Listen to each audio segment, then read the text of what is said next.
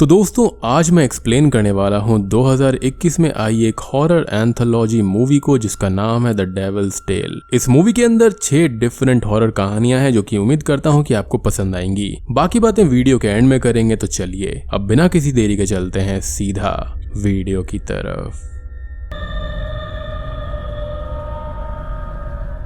Movie की starting में हम देखते हैं एक हॉस्पिटल के अंदर एक नर्स को जो कि थोड़ी डरी हुई थी और हॉस्पिटल में घूम रही थी, जिसका पीछा करते हुए हम किसी को देखते हैं जो कि खून से भीगा हुआ था और सीन तभी यहाँ पर शिफ्ट हो जाता है। अब तभी हम देखते हैं एक रेलवे स्टेशन को जहाँ पर एक बूढ़ा आदमी आता है और स्टेशन पर अपनी ट्रेन के लिए इंक्वायरी करता है, जिसको अटेंडेंट ये बताती है कि ट्रेन थोड़ी डिले हो गई है और वो आदमी वेट कर ले और ट्रेन के बारे में अपडेट उसको कर दिया जाएगा। अब यहाँ पर इस अटेंडेंट को देखा जाए तो ये काफी ज्यादा बोर और मायूस लग रही थी। अरे मिस्टर सुनो, मैं मायूस लग नहीं रही हूँ, मैं मायूस हूँ। तो मेरा शक बिल्कुल सही निकला, लेकिन तुम मायूस हो क्यों? अरे यार, असल में ना मैं इस अटेंडेंट की जॉब से तंग आ गई हूँ और मैं जॉब स्विच करना चाहती हूँ। तो आपके पास क्या कोई तरीका है? बस इतनी सी बात। तो इसके लिए रीलेवल बाय अनअकैडमी है ना। अब नॉर्मली जॉब ढूंढने के लिए पहले रेज्यूमे, एक्सपीरियंस और डिग्री का झंझट होता है, राइट। लेकिन कई बार होता है कि काम आता होता है तो जॉब तो मिलनी चाहिए ना। तो बस यहाँ पर रीलेवल बाय अनअकैडमी ऐसे ही फ्री स्किल्स टेस्ट के जरिए पूरे इंडिया में डिजर्विंग कैंडिडेट्स की जॉब लगवा रहा है। यहाँ पर स्विगी, यात्रा, मीशो जैसी 200 से ज्यादा कंपनी है जो कि हायर कर रही है, वो भी 18 अलग अलग डोमेन्स में। अब रोहित नहलानी की ही जर्नी को देख लीजिए। रोहित ने 10th स्टैंडर्ड के बाद ही अपनी फैमिली का बिजनेस संभालना शुरू कर दिया। 17 साल की यंग एज में वो प्रोडक्ट मैनेज कर रहे थे और फिर उन्होंने सेल्स में अपना इंटरेस्ट आगे बढ़ाया। अब जब उनको जॉब लेना था तो उनके पास दिखाने के लिए कोई डिग्री नहीं थी, लेकिन वर्क एक्सपीरियंस बहुत अच्छा था। फिर भी रेज्यूमे और डिग्री के कारण बहुत सी कंपनीज ने उनको चांस नहीं दिया। लेकिन फिर रोहित ने रीलेवल का बिजनेस डेवलपमेंट का टेस्ट दिया और इस एक स्टेप से आज वो लोमोस एंटरप्राइजेस में as a business development executive placed है। और ऐसी एक नहीं, ढेर सारी कहानियां हैं। रीलेवल ने आज तक 42 करोड़ वर्थ तक की जॉब्स डिलीवर कर दी हैं और इन कैंडिडेट्स की तो होर्डिंग में आपने देखे होंगे कहीं ना कहीं पर थ्रू आउट द इंडिया। और हमारी अटेंडेंट के साथ साथ आप भी रीलेवल सेलेक्ट के जरिए बेस्ट कंपनीज में जॉब अपॉर्चुनिटीज के साथ में एक्साइटिंग प्राइजेस भी जीत सकते हैं। बस अपने टेस्ट स्लॉट को 15 से 19 जून के बीच बुक करिए और टेस्ट अटेम्प्ट कीजिए। इवेंट के अंदर डेली टॉपर्स को मिलते हैं 30,000 तक के Amazon वाउचर्स और इवेंट टॉपर्स को तो Apple MacBook, iPhone 13, Apple Watch और गूगल मीट दिए जाते हैं।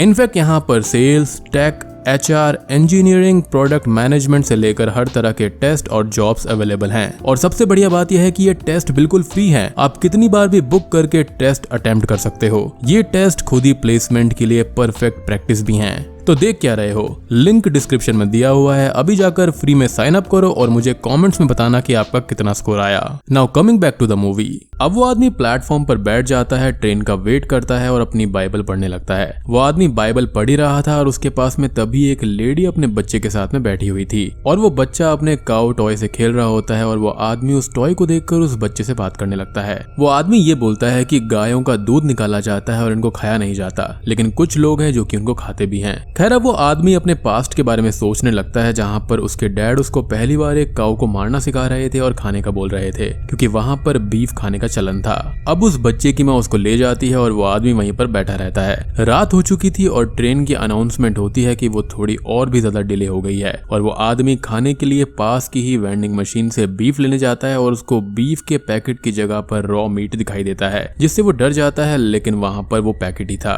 और साथ ही साथ वो आदमी स्टेशन पर एक कपल से भी डर जाता है क्योंकि वहां पर अंधेरा था। अब उसको अपने पास्ट का एक विजन आता है जिसके अंदर एक बार वो अपने डॉग को ढूंढ रहा था और उसको जब वो डॉग मिलता है तो वो इविल बिहेव कर रहा था और फ्लैश खा रहा था, जिससे वो आदमी डर जाता है। अब वो आदमी वॉशरूम जाता है और अपनी बाइबल को पढ़ने लगता है, लेकिन उसके अंदर रखे हुए पेजेस जो हैं वो गिर जाते हैं और वो आदमी उनको उठाने लगता है, लेकिन फ्लोर पर वो ब्लड देखता है और भी ज्यादा डर जाता है। उस आदमी को वॉशरूम में अब फ्लैश भी दिखने लगता है और वो डरते हुए एक टॉयलेट कैबिन में छुप जाता है और उसे अपने डॉग के विजन्स आ रहे थे और फ्लैश दिखाई दे रहा था, जिससे वो बहुत ही ज्यादा डरा हुआ था। अब वो वॉशरूम में अपने डॉग को देखता है और उसका डॉग उस पर अटैक करता है, जिसके साथ सीन फ्लैशबैक में चला जाता है। अब हम एक लड़की को देखते हैं जो कि कहीं पर जा रही होती है और एक लड़का उसका पीछा करता है और वो लड़की डर कर भागती है, लेकिन वो लड़का उस पर अटैक करके उसे खाने लगता है, जो कि कोई और नहीं बल्कि वही बूढ़ा आदमी होता है। अब हम स्टेशन अटेंडेंट को देखते हैं जो कि उसी आदमी को ढूंढते हुए वहां पर आई थी, क्योंकि वो उसको ट्रेन टाइमिंग्स बताना चाहती थी। अब वो उसको ढूंढते हुए वॉशरूम के अंदर चली जाती दिखाती है जहाँ पर वो आदमी तड़प रहा था और वो आदमी बेहोश हो जाता है। अब वो अटेंडेंट एम्बुलेंस के लिए कॉल करती है और उस आदमी की सांसें चेक करने लगती है, लेकिन तभी वो आदमी जाग जाता है जो कि ईविल था और पहली कहानी यहीं पर खत्म हो जाती है। अब हम वापस हॉस्पिटल को देखते हैं और उसी लड़की को एक पेशेंट के पास में दिखाया जाता है और इस लड़की का नाम रोज है जो कि एक नर्स होती है और वो रूम नंबर 11 के पेशेंट की देखरेख कर रही होती है। तभी हेड नर्स रूम में आती है और पेशेंट को इंजेक्शन वगैरह देकर चली जाती है। रोज देखती है कि नर्स कुछ सामान वहां पर भूल गई है और वो सामान देने उस हेड नर्स के पास में जाती है और हम रूम में किसी को स्टैंड के सहारे चलते हुए भी देख पाते हैं। खैर रोज अब हेड नर्स के पास आती है और नर्स को बताती है कि वो रूम नंबर 11 में ये ट्रे भूल गई थी, जिस पर नर्स उस रूम को मिस्टर मोर का बताती है और रोज उसको करेक्ट करती है कि वहां के पेशेंट का नाम मिस्टर डेलस है, जिस पर नर्स ये बोलती है कि वो रूम मिस्टर मोर का है जो उस रूम में एडमिटेड थे। वो नर्स बोलती है कि रूम नंबर 3 में जहां पर उसको जाना है वहां पर कुछ लड़कियां हैं जिनको असॉल्ट किया गया है और अब नर्स उस रूम में पेशेंट को अटेंड करने चली जाती है। अब दूसरी कहानी शुरू होती है और हम कुछ लड़कियों को देखते हैं जो कि एक टाउन में आई थी एक म्यूजिक फेस्ट अटेंड करने के लिए और वो लोग एक घर कुछ दिन के लिए रेंट पर लेती हैं। उस घर का ओनर डीन उन लड़कियों से मिलता है और कुछ हंसी मजाक करने के बाद में उन्हें घर दिखाकर कीज देकर चला जाता है।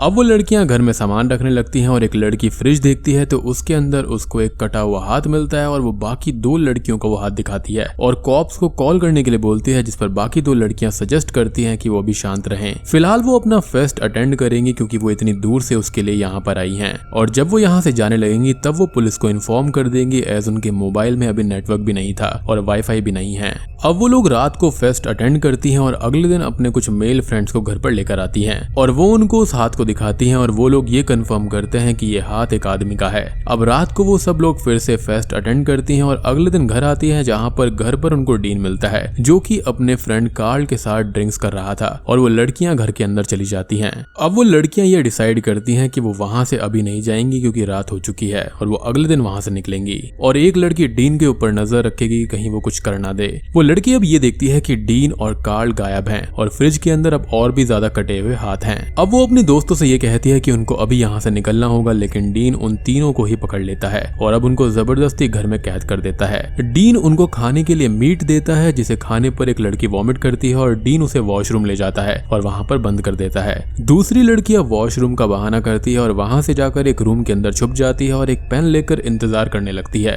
अब डीन वहां पर आता है और वो देखता है कि एक ही लड़की डाइनिंग पर है और वो कार्ल को दूसरी लड़की को ढूंढने के लिए भेजता है और पहली लड़की पर नजर रखने के लिए वो अपने एक फ्रेंड नेट को छोड़ देता है। वो तीनों लड़कियां उन सबसे छुप जाती हैं और एक वेयर हाउस में आती हैं जहां पर उनको कुछ वेपन्स और टूल मिलते हैं और वो उनको ले लेती हैं। अब तक डीन और उसके दोस्त भी वहां पर आ जाते हैं, लेकिन वो लड़कियां एक एक करके सबको जान से मार देती हैं और एंड में डीन को जान से मारती हैं और उसका मजाक उड़ाते हुए उस पर स्पिट करती हैं और वहां से चली जाती हैं, जिसके साथ ही दूसरी कहानी भी यहाँ पर खत्म हो जाती है। तभी हम रोज को देखते हैं जो कि मिस्टर डेलस की ग्लूकोज बॉटल चेंज कर रही होती है और तभी उसको रूम के अंदर कुछ आवाज आती है जिससे वो दूसरे बेड के नीचे देखती है तो उसको कुछ दिखाई देता है और बेड पर कुछ भी नहीं था। बट वो दोबारा से बेड को देखती है तो इस बार खून से भीगा हुआ एक आदमी उसे दिखाई देता है और रोज उससे डर कर रूम से बाहर भागती है और वो आदमी उसका पीछा करने लगता है और वो भी स्टैंड के सहारे चलते हुए। यानी कि पहले जो हमको स्टैंड के सहारे चलते हुए किसी आदमी को दिखाया गया था वो यही था। अब रोज भागते हुए हेड नर्स के रूम में जाती है और उसको वहां पर एक दूसरा आदमी मिलता है जो कि यहाँ पर अटेंडेंट था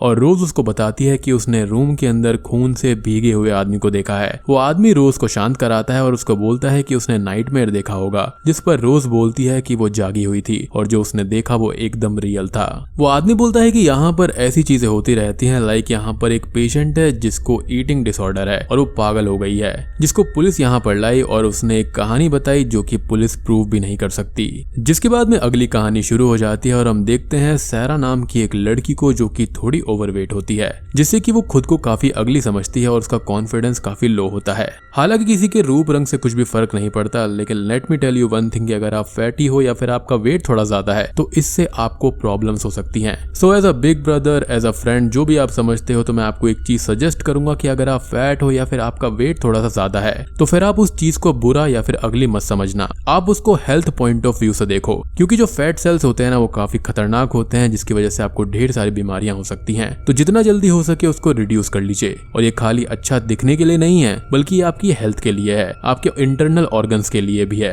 anyways, now coming back to the movie, Saira pool पर जाती है बात लेने के लिए जहाँ पर एक आदमी ऑलरेडी था और तभी वहाँ वहाँ पर कुछ लड़कियां आती हैं जो कि सैरा को पहले से जानती थी और वो उससे काफी गलत गलत बातें बोलकर उसका मजाक उड़ाने लगती हैं, उसको काफी ज्यादा ह्यूमिलिएट करने लगती हैं और वो आदमी ये सब सुनता रहता है और थोड़ी देर के बाद में वहां से चला जाता है। खैर अब सैरा पूल में एंटर करती है जहाँ पर वो लड़कियां भी होती हैं और पूल के बाहर वो सैरा को परेशान करने लगती हैं और उसको एक पोल से टॉर्चर करती हैं। सैरा बार बार बचने के लिए पानी के अंदर जाती है और हम पानी के अंदर एक आदमी को बंधा हुआ देखते हैं जिसको वही आदमी यहाँ पर छोड़कर गया था जिसको कुछ टाइम पहले हमने पूल पर देखा था। अब वो 3 लड़कियां सैरा का सामान और कपड़े ले लेती हैं और वहां से भाग जाती हैं उसे परेशान करने के लिए। अब सैरा यहाँ पर बिकनी के अंदर थी और उसके पास में पहनने के लिए कपड़े नहीं थे और अब वो अपनी इज्जत संभालते हुए घर जाने लगती है और रास्ते में उसको एक कार के अंदर बॉयज ग्रुप मिलता है जो कि उसको परेशान करने लगता है और वो भी सैरा को ह्यूमिलेट करते हैं और वहां से चले जाते हैं। अब सैरा रोड पर और कार से एम्बेरस ना हो इसलिए जंगल वाले रास्ते पर चली जाती है और वहां पर उसको वही पूल वाला आदमी अपनी वैन के साथ में मिलता है जो कि उसके अंदर कुछ रख रहा होता है और सैरा उसको देखकर डर जाती है। अब वो आदमी वहां से जाने लगता है लेकिन सैरा के आगे अपनी वैन रोकता है और सैरा देखती है कि उसकी वैन के अंदर जख्मी हालत में वही लड़कियां हैं जो कि उसको पूल के पास परेशान कर रही थी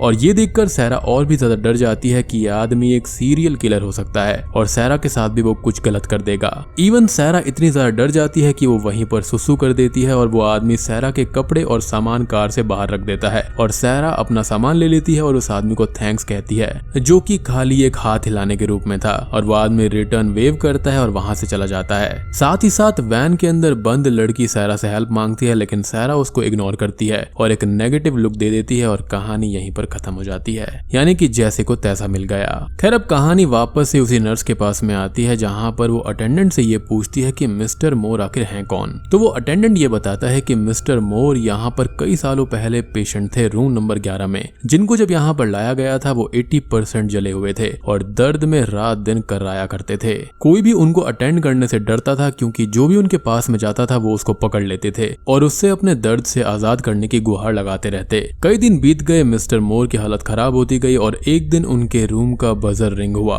नर्स रूम में गई उनको देखने के लिए लेकिन उनका बेड एकदम खाली था और उस दिन के बाद से किसी ने भी मिस्टर मोर को नहीं देखा और ये है मिस्टर मोर की कहानी जिसको लोग इमेजिनेशन भी बोलते हैं। अब अगली कहानी शुरू होती है सैम की जो कि एक स्केटिंग क्लब के टॉयलेट से शुरू होती है और सैम को अपने फर्स्ट पीरियड आए थे जिसके बारे में वो अपने दोस्तों को बताती है और वो लोग बहुत खुश हो जाती हैं क्योंकि वो अब सब बड़ी हो गई थी। अब कुछ ही देर के बाद में सभी लोग हॉल में थे और सैम को एक लड़का पसंद आता है और वो उसके साथ स्केटिंग करने लगती है और सडनली ही लाइट्स चली जाती हैं। सभी लोग अब फूड कोर्ट के अंदर खड़े थे और बूगी वुमेन के बारे में बात कर रहे थे कि वो लड़कों को अपनी प्यास बुझाने के लिए उठाकर ले जाती है, जिसको कई लोग झूठ भी मानते थे कि बूगी वुमेन जैसी कोई भी चीज एग्जिस्ट नहीं करती। अब एक लड़की वहां पास में आती है जो कि लाइट्स जाने से डर गई थी और चोट लगने की वजह से वो ब्लीड कर रही थी। अब सैम की जो दोस्त होती है वो उसके पीरियड्स के बारे में सबको बता देती है और लड़कों के सामने उसको एम्बैरस होना पड़ता है। अब सैम उस लड़की के कपड़े गंदे कर देती है और वो लड़की सैम को काफी बुरा बोलने लगती है कि उसकी मदर की डेथ उसकी वजह से हुई थी और सैम गुस्सा होकर उस पर चिल्लाती है और लाइट चली जाती हैं। अब लाइट्स वापस आने पर सैम को सभी लोग अजीब समझते हैं और वहां से चले जाते हैं और फूड कोर्ट रिसेप्शनिस्ट जो होता है वो सैम से ये बोलता है कि वो किसी की तरह दिखती है, जिसके बारे में सैम पूछती है कि किसकी तरह, तो वो कोई भी जवाब नहीं देता। सैम अब वहां से निकल जाती है और ट्रेवर नाम का लड़का उसका पीछा करने लगता है और सैम एक घर के पास में पहुंचती है जिसके अंदर एक लेडी थी और उसके पेट पर एक अजीब सा निशान था। सैम उस लेडी को देखती है जो कि उसको अपनी सी लगती है और सैम घर के अंदर जाती है तो सैम को वहां पर ट्रेवर दिखता है जिसको उस लेडी ने ही रखा हुआ था और वो लेडी अब सैम के कपड़े हटाती है और सैम तभी ट्रेवर के पास में जाती है और उसको अजीब तरह से देखने लगती है और तभी हमको उस टॉयलेट को दिखाया जाता है जो कि स्केटिंग क्लब का होता है, जिसके साथ में ये कहानी भी यहाँ पर खत्म हो जाती है। सो ये जो लेडी है वो मेरे हिसाब से बूगी वुमेन होगी जिसने ट्रेवर को वहां पर रखा हुआ था। अब बात करें सैम के बारे में तो वो भी इसी की जनरेशन की या फिर इसी की फैमिली की हो सकती है, तभी वो उसको अपने जैसी लग रही थी और सैम ने ट्रेवर को अजीब नजरों से इसलिए देखा क्योंकि शायद से वो भी बूगी वुमेन बन गई होगी या फिर ये एक लड़के या फिर लड़की के अंदर जो हार्मोनल चेंजेस होते हैं उसको दर्शाता है। खैर अब कहानी वापस आ जाती है रोज के पास में जहाँ पर वो वहीं हेड नर्स के रूम में बैठी हुई थी और रूम नंबर 11 का बजर रिंग होता है और वो वहां पर जाने लगती है लेकिन रास्ते में उसको मिस्टर मोर का गोस्ट मिलता है और उसको हॉन्ट करने लगता है, जिससे डर कर रोज भागती है और एक रूम में आकर छुप जाती है और अपने बचाव के लिए एक नाइफ वगैरह ढूंढने लगती है। अब तभी आखिरी कहानी भी शुरू हो जाती है और हम देखते हैं सिल्वी को जो कि मरे हुए एनिमल्स की स्किन से उसके जैसे ही स्कल्पचर्स बनाती थी और उसने बहुत सारे स्कल्पचर्स बनाए हुए थे। अब एक दिन सिल्वी रास्ते से कहीं पर जा रही होती है तो उसको ऑज नाम का एक लड़का मिलता है और वो यहाँ पर इसलिए घूम रहा होता है क्योंकि उसने अपनी लाइफ से और काम से ब्रेक लिया हुआ था। ऑज अब सिल्वी से लिफ्ट मांगता है और वो उसके लिए एग्री हो जाती है। अब रास्ते में वो लोग ढेर सारी बातें करते हैं और सिल्वी की कार से एक डियर का बच्चा हिट हो जाता है और जब वो दोनों उसको देखने जाते हैं तो वो मरने की कगार पर था। सिल्वी उस डियर के बच्चे का दम घोटकर उसको मार देती है और उसे अपने दर्द से मुक्ति दे देती है और अपनी कार में उसको रख लेती है उसका स्कल्पचर बनाने के लिए। सिल्वी ऑज को ऑफर करती है कि रात ज्यादा होने वाली है तो वो उसके ही घर पर रुक जाए, जिस पर वो मान जाता है। अब रात को सिल्वी ऑज को अपने घर के स्कल्पचर्स को दिखाती है और वो लोग बात करते हैं, जहाँ पर ऑज अपनी कहानी सुनाता है कि उसकी लाइफ में बहुत ज्यादा पेन है और वो जिंदगी से आशा छोड़ चुका है, जिसे सुनकर सिल्वी इमोशनल हो जाती है। ऑज अब सिल्वी से उसकी कहानी पूछता है तो वो बोलती है कि वो सुबह अपनी कहानी सुनाएगी और ऑज अब सोने चला जाता है और इसी बीच वो लोग थोड़ा सा डांस भी करते हैं। रात को ऑज के सोने के बाद में सिल्वी उसके रूम में जाती है और उसका दम घोटकर उसको जान से मार देती है और अगले दिन हम सिल्वी को ऑज का ही स्कल्पचर बनाने की तैयारी करते हुए देख पाते हैं और वो बोलती है कि ऑज का पेन अब खत्म हो जाएगा और वो हमेशा यहाँ पर रह पाएगा और ये कहानी भी यहाँ पर खत्म हो जाती है। यानी कि सिल्वी तो बड़ी ही भयानक लड़की है। तो भैया इस टाइप की कोई लड़की दिखे तो कभी भी लिफ्ट मत ले लेना गलती से भी। अब आखिर में हम उस नर्स को यानी कि रोज को देखते हैं जो कि मिस्टर मोर के गोस्ट से डरकर यहाँ वहाँ भाग रही होती है और रूम नंबर 11 में वो आ जाती है, जहाँ पर मिस्टर मोर का जो भूत होता है वो बेड के नीचे से आकर उसको पकड़ लेता है और रोज नाइफ से स्टैब कर करके मिस्टर मोर को मारने लगती है। लेकिन जब वो रुकती है तो देखती है कि उसने मिस्टर डैलस को जान से मार दिया था और अब वो परेशान होकर रोने लगती है और मिस्टर मोर का जो गोस्ट होता है वो उसके पीछे खड़ा होकर उसको देख रहा था और बूम, ये एंथोलॉजी हॉरर मूवी यहीं पर खत्म हो जाती है। तो दोस्तों ये थी द डेविल्स टेल मूवी की कहानी। उम्मीद करता हूँ कि आपको ये हॉरर एंथोलॉजी पसंद आई होगी। यहाँ पर काफी डिफरेंट कहानियां हैं, बिल्कुल अलग ही तरह का कॉन्सेप्ट है और मेरे ख्याल से यहाँ पर आपस में कोई कनेक्शन भी नहीं है इन सब का। और यहाँ पर ये जो डिफरेंट 6 कहानियां थी ना, इनको अलग अलग डायरेक्टर्स ने डायरेक्ट किया है और सबसे बड़ी बात की सारी डायरेक्टर जो है वो फीमेल है। तो उन्होंने यहाँ पर शायद से अलग अलग मुद्दों पर बात करी है, लाइक ओल्ड पीपल के बारे में, पीरियड्स के बारे में, लड़कियों के बारे में, अंधविश्वास, लोगों का पागलपन इत्यादि। और मुझे पर्सनली पहली कहानी जो कि बूढ़े आदमी वाली थी जो कि इविल था, नर्स वाली कहानी और यहाँ पर वो जो लड़की स्कल्पचर बना रही थी वो वाली कहानी काफी बढ़िया लगी। आपको सबसे अच्छी कहानी कौन सी लगी कमेंट सेक्शन में जरूर बताना। तो वीडियो पसंद आई हो तो लाइक कर देना, चैनल पर नए हैं तो सब्सक्राइब कर लीजिए। तो मैं आप सबको मिलता हूँ अगली वीडियो के साथ में, तब तक के लिए